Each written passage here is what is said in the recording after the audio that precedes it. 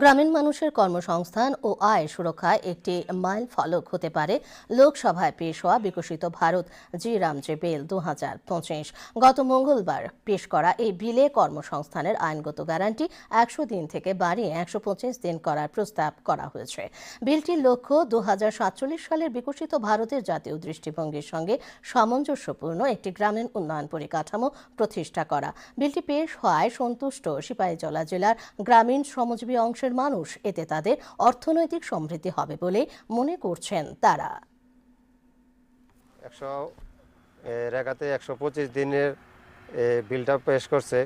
এতে আমাদের গরিব মানুষ যারা আছি রেখার কাজ করে জীবিকা নির্বাহ করে অনেক উপকৃত হব। এর জন্য সেন্ট্রাল গভর্নমেন্ট, কেন্দ্রীয় সরকারকে আমরা ধন্যবাদ জানাই। রেখার শ্রমিক হিসাবে প্রধানমন্ত্রীকেও ধন্যবাদ জানাই। প্রকল্পটা 100 দিনের, সেটা 125 দিনের করা হয়েছে। এটার নাম হয়েছে বিবিজি রামজি। লোকসভার মাধ্যমে বিলটা পেশ করা হয়েছে। সেটা বিলটা পাস হইলে এটা একটা পরিণত হবে, আইনে পরিণত হবে।